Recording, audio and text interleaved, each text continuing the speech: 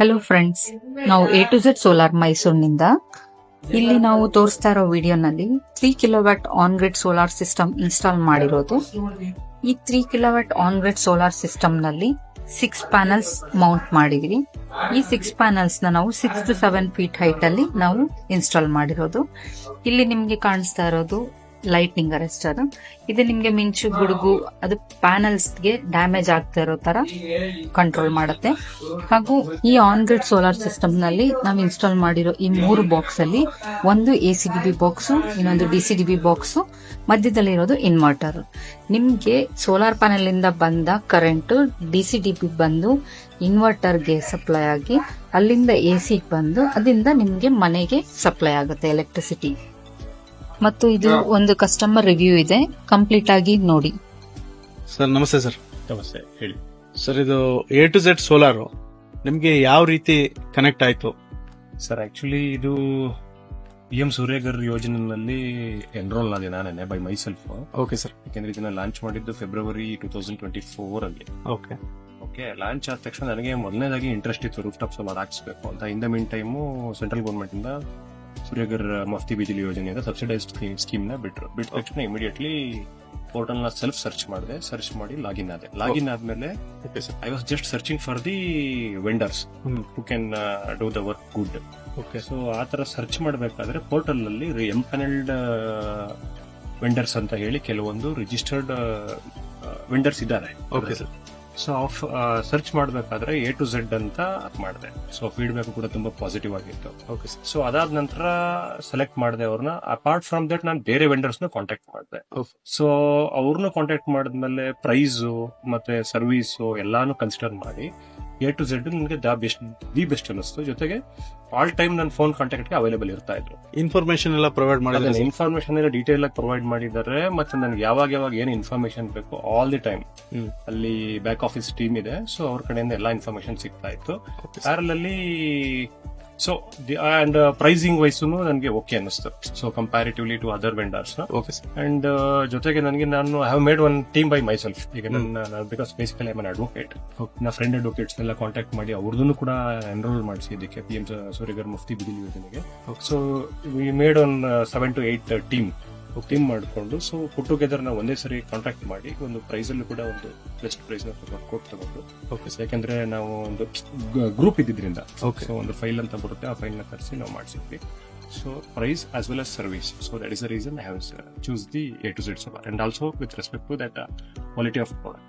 Okay sir. Installation time ಅಲ್ಲಿ ನಿಮ್ಗೆ ಯಾವ ರೀತಿ ಸರ್ವಿಸ್ ಪ್ರೊವೈಡ್ ಮಾಡಿದ್ರು? ಇನ್ಸ್ಟಾಲೇಷನ್ ಟೈಮ್ ಅಲ್ಲಿ ಮೇನ್ ಆಗಿ ಏನಾಗುತ್ತೆ, ಬರೀ ಜಸ್ಟ್ ಇನ್ಸ್ಟಾಲೇಷನ್ ಮಾಡೋದ್ರಿಂದ the purpose of the scheme implementation 100% ಆಗಲ್ಲ. ಸೊ ಇನ್ಸ್ಟಾಲೇಷನ್ ಪ್ಯಾರಲಲ್ಲಿ there are few customers for are going with the loan. So ಅವ್ರದನ್ನು ನೋಡ್ಬೇಕಾಗ್ತದೆ. ಕಸ್ಟಮರ್ಸ್ ಏನಾಗಿರ್ತಾರೆ, they will not be aware about how to contact the bank. So how to approach for the loan, whom to approach for the loan ಅನ್ನೋದು ಅವ್ರಿಗೆ ಮೊದಲನೇದಾಗಿ ಗೊತ್ತಿರಲ್ಲ. So ಅದ್ರದ್ದು assistance ಬೇಕಾಗುತ್ತೆ. ಅದನ್ನ ಇವ್ರು ನಮ್ಗೆ ಹೆಲ್ಪ್ ಮಾಡಿದ್ರು. ಸೊ ಏನಂತ ಹೇಳಿದ್ರೆ ಜನಸಮರ್ಥ ಪೋರ್ಟಲ್ ಅಲ್ಲಿ ಲಾಗಿನ್ ಆಗಿ ಸರ್, ಈಗ ನಿಮ್ಗೆ ಇನ್ಸ್ಟಾಲೇಷನ್ ಟೈಮ್ ಅಲ್ಲಿ ಸರ್ವಿಸ್ ಯಾವ ತರ ಪ್ರೊವೈಡ್ ಮಾಡಿದ್ರು ಅದ್ರ ಬಗ್ಗೆ ಡಿಸ್ಕಷನ್ ಮಾಡ್ತಾ ಇದ್ವಿ. ಸರ್ ಅದನ್ನೇ ಸರ್ವಿಸ್ ತುಂಬಾ ಚೆನ್ನಾಗಿತ್ತು ಸರ್. ಒಂದು ಈ ಇನ್ಸ್ಟಾಲೇಷನ್ ಪ್ರೊಸೆಸ್ ಅಲ್ಲಿ 3 ಫ್ಯಾಕ್ಟರ್ಸ್ ಇದೆ. ಒಂದು physical work, coming and installing. another 2 factors is processing our file to the portal and ensuring the credit of the subsidy. Okay, ಅದು ಎರಡು ವಿಚಾರ ಆಯ್ತು. ಮೂರನೇ ವಿಚಾರ ಲೋನು. ಸೊ ಲೋನ್ ಫ್ಯಾಕ್ಟರ್ ನಾನು ಆಲ್ರೆಡಿ ಹೇಳಿದೆ, ಜನಸಮರ್ಥ ಪೋರ್ಟಲ್ ಅಲ್ಲಿ I myself can do it. ನಾವು ಮಾಡಕ್ ಆಗ್ಲಿಲ್ಲ ಅಂತಂದ್ರೆ ಕೇಂದ್ರ ಬೇರೆ ಕಸ್ಟಮರ್ಸ್ಗೆ ನಮ್ಮ ಟೀಮ್ ಅಲ್ಲಿ ಇದ್ದಂತ ಬೇರೆ ಮೆಂಬರ್ಸ್ಗೆ ಜನಸಮರ್ಥ ಪೋರ್ಟಲ್ ಅಲ್ಲಿ ನಿಮ್ಮ ಆಫೀಸ್ ಇಂದಾನೆ A to Z office back office ಟೀಮೇನೆ ಲಾಗಿನ್ ಆಗಿ ಯಾವ ಬ್ರಾಂಚ್ ಬೇಕು ಅಂತ ಅವ್ರು ಸೆಲೆಕ್ಟ್ ಮಾಡ್ತಾರೆ. ಆ ಬ್ರಾಂಚ್ ಸೆಲೆಕ್ಟ್ ಮಾಡಿದ್ಮೇಲೆ ಬ್ರಾಂಚ್ ಇಂದ ನಮಗೆ ಕಾಲ್ ಬರುತ್ತೆ. ನಾವು ಇನ್ಕಮ್ ಡಾಕ್ಯುಮೆಂಟ್ಸ್ ಕೊಟ್ರೆ ಲೋನ್ ಇಮಿಡಿಯೇಟ್ ಸ್ಯಾಂಕ್ಷನ್ ಆಗುತ್ತೆ best on CIBIL score. That is one thing. So ಅಲ್ಲೇನಾಗುತ್ತೆ, ಬ್ಯಾಂಕ್ ಇಂದ ಲೋನ್ ಅಮೌಂಟ್ ಏನಾಗುತ್ತೆ ಡೈರೆಕ್ಟ್ಲಿ A to Z ಸೋಲಾರ್ಗೆ ಕ್ರೆಡಿಟ್ ಹೋಗುತ್ತೆ. ಅವ್ರ ಕ್ರೆಡಿಟ್ ಆಗುತ್ತೆ. ಇನ್ ಬ್ಯಾಲೆನ್ಸ್ ಅಮೌಂಟ್ ಏನ್ ಬರುತ್ತೆ ಅದನ್ನ ನಾನು ಪೇ ಮಾಡ್ತೀನಿ. ನಾನು ಪೇ ಮಾಡಿದ ತಕ್ಷಣ ಒಂದು 30% ನ ಬಿಟ್ಟು ಮಿಕ್ಕಿದ ಫುಲ್ ಅಮೌಂಟ್ 70% ಪೇ ಆದ ತಕ್ಷಣ ಅವ್ರ ಇನ್ಸ್ಟಾಲೇಷನ್ ಪ್ರೊಸೆಸ್ ಕಂಪ್ಲೀಟ್ ಮಾಡ್ತಾರೆ. ಟೈಮ್ ಡ್ಯೂರೇಷನ್ ಏನಿದೆ ಸರ್ ನಿಮ್ಗೆ ಇನ್ಸ್ಟಾಲೇಷನ್? ಆಕ್ಚುಲಿ ನಾವು ಯಾವಾಗ ಹೇಳ್ತೀವಿ ಅವಾಗ ಬಂದು ಅವ್ರು ಇನ್ಸ್ಟಾಲ್ ಮಾಡ್ತಾರೆ. Hardly they will take 3 to 4 days. Because ನಾನ್ ಟೈಮ್ ತಗೊಂಡಿದ್ದು ನನಗೆ I wanted on Sunday. So ಸಂಡೇನು ರಜಾ ಇದ್ದಿದ್ದು ನಾನು ಯಾಕಂದ್ರೆ ನಾನು ಅವೈಲೇಬಲ್ ಇಲ್ಲದೆ ಇದ್ದಿದ್ರಿಂದ, ನನಗೆ ಬೇರೆ ವರ್ಕಿಂಗ್ ಇರೋದ್ರಿಂದ ಸೊ ಸಂಡೇಸ್ ಮಾತ್ರ ನಾನು ಅವೈಲೇಬಲ್ ಇದ್ದೆ. ಆ ಸಂಡೇಸ್ ಬಂದು ಕೂಡ ಕೋಆರ್ಡಿನೇಟ್ ಮಾಡಿಕೊಟ್ಟಿದ್ದಾರೆ. ಒಂದು 1 ಡೇ ಮಾರ್ನಿಂಗ್ 9ಗೆ ಬಂದ್ರೆ ಒಂದು 5 o'clock ಅಷ್ಟರಲ್ಲಿ ಅವತ್ತು ಡೇ ವರ್ಕ್ ಕಂಪ್ಲೀಟ್ ಆಗಿದೆ. ಅದಾದ್ಮೇಲೆ ಕೂಡ ಫ್ಯಾಬ್ರಿಕೇಶನ್ ವರ್ಕ್ ಕೂಡ ಅವರದೇ ಇತ್ತು. ಸೊ ಎಲ್ಲ quality work GA material use ಮಾಡಿ, ರಸ್ಟ್ ಪ್ರೂಫ್ ಮೆಟೀರಿಯಲ್ಸ್ ನ ಯೂಸ್ ಮಾಡಿ ಮಾಡಿದ್ದಾರೆ, ಚೆನ್ನಾಗಿದೆ. Okay sir. ಸರ್, ಈಗ ನಿಮ್ಗೆ ಪ್ರೆಸೆಂಟ್ ಸೋಲಾರ್ಗೆ ಅಪ್ಡೇಟ್ ಆಗಿರೋದ್ರಿಂದ ನಿಮ್ಗೆ ಯಾವ ತರ ಸ್ಯಾಟಿಸ್ಫ್ಯಾಕ್ಷನ್ ಇದೆ ಸರ್? ಸರ್, ಸೋಲಾರ್ಗೆ ಅಪ್ಡೇಟ್ ಆಗಿರೋದ್ರಿಂದ ಒಂದು ನನ್ಗೇನ್ ಖುಷಿ ಅನಿಸ್ತಾ ಇದೆ ಅಂತಂದ್ರೆ, I am out of fossil fuels. I am going go green ಅನ್ನೋ ಏನ್ ಕಾನ್ಸೆಪ್ಟ್ ಇದೆ presently world wide. Renewable resources, go green, renewable resources, yes, coming out of the fossil fuels. Okay sir. So ಅದೊಂದು advantage ಇದೆ. And I am feeling proud that ನಾನು ಏನಂತಂದ್ರೆ emission of carbon ನ from my end what I can contribute to the society as well as to the globe. Being a beneficiary of the earth, there is a responsibility on my part to contribute to the earth to be in a sustainable way for future generation. ಅದೊಂದು proudness ಇದೆ. ಎರಡನೇದು, I am self independent. ಅದೊಂದು ಖುಷಿ ಇದೆ ನನಗೆ. I am not depending on any one. Go green concept ಅಲ್ಲಿ ನಿಮ್ಗೆ solar system ನಿಮ್ಗೆ ಸಪೋರ್ಟ್ ಮಾಡಿದೆ. Yes, and central government is also promoting it. Right. So and it's an universal programme. ಇದೇನು ಇದರಲ್ಲಿ ಏನು ಯಾವುದೇ ರೀತಿ ರಿಸರ್ವೇಶನ್ ಆ ತರ ಕಾನ್ಸೆಪ್ಟ್ ಏನಿಲ್ಲ. It's universal to every one. So it's benefit for all people, I can say. Team supportive ಆಗಿ ನಿಮ್ಗೆ ಹೆಂಗ ಅನಿಸ್ತಾರೆ? ಟೀಮ್ ಸಪೋರ್ಟ್ನೆಸ್ ಏನ್ ತೊಂದರೆ ಇಲ್ಲ. ಆಲ್ ಆರ್ ಸರ್ವಿಸ್ ಓರಿಯೆಂಟೆಡ್ ಅಲ್ಲಿ ಇದ್ದಾರೆ. They will respond nicely. ಅದರಲ್ಲಿ ಏನ್ ತೊಂದರೆ ಇಲ್ಲ. Any time for any concern they will attend. But as of now see that is one thing ಏನಂತಂದ್ರೆ, ಏನಿದೆ ಈ ಕಾನ್ಸೆಪ್ಟ್ ಆಫ್ ಇನ್ಸ್ಟಾಲೇಷನ್ ಇದೆಯಲ್ಲ, ಇದು ಈಗ ಆನ್ ಗ್ರಿಡ್ ಸಿಸ್ಟಮ್ ಅಲ್ಲಿ I think very zero maintenance. ಇಲ್ಲೇನು ಮೇಂಟೆನೆನ್ಸ್ ಅನ್ನೋ ಕಾನ್ಸೆಪ್ಟೇ ಇಲ್ಲ ನನ್ನ ಪ್ರಕಾರ. ಈಗ ನಾನು ನಾಳೆ ಇನ್ಸ್ಟಾಲ್ ಆಗಿ 4 months ಆಗಿದೆ. ಇಲ್ಲಿ ತನಕ ಇಲ್ಲಿ ಕನ್ಸರ್ನ್ಗೆ ನಾನು ಯಾವತ್ತೂ ಕಾಲ್ ಮಾಡಿಲ್ಲ.